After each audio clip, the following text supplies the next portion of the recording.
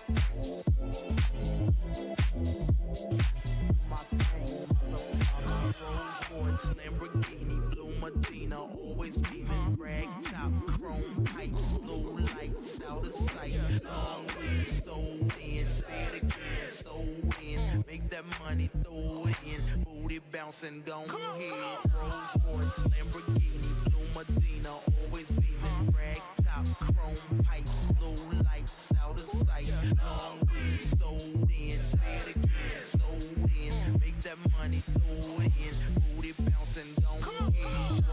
Rolls Lamborghini, blue Medina, always beaming, rag top, chrome pipes, blue lights out of sight.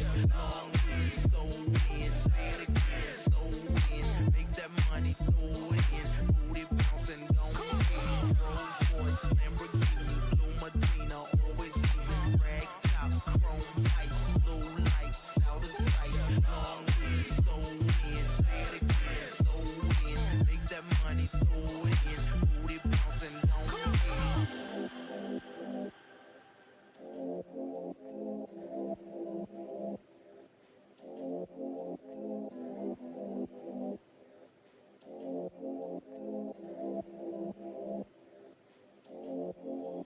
Rolls Lamborghini, blue Medina, always beaming, rag top, chrome pipes, blue lights out of sight. Long way, sold in, say it again, sold in. Make that money, throw it in, booty bouncing, go ahead.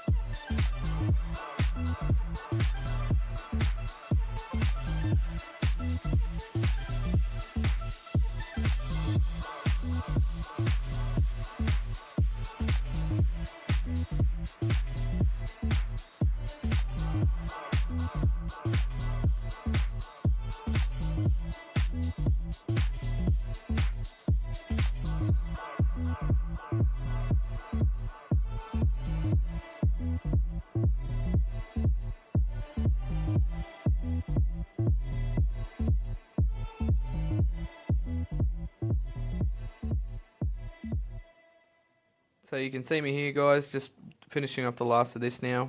I'm making the last of the push lock fittings.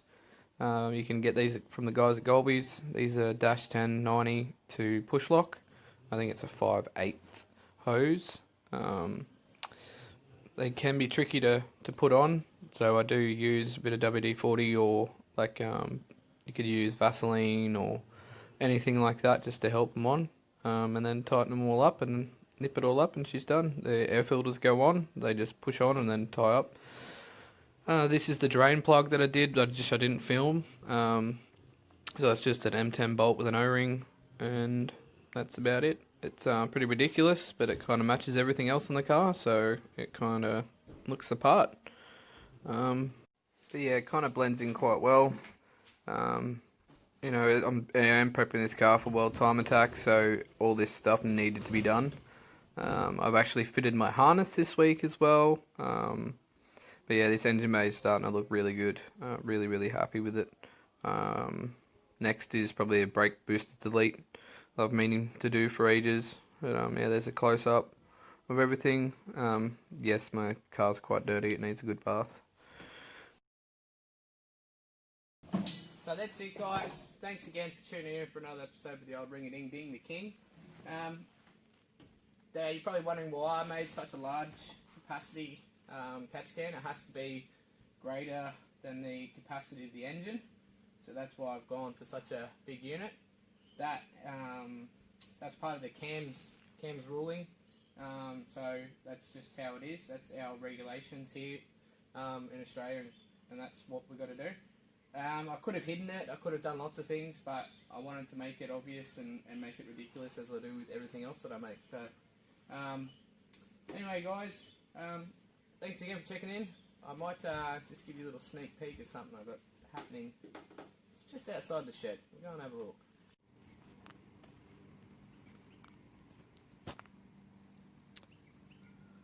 Oh, I wonder what that is.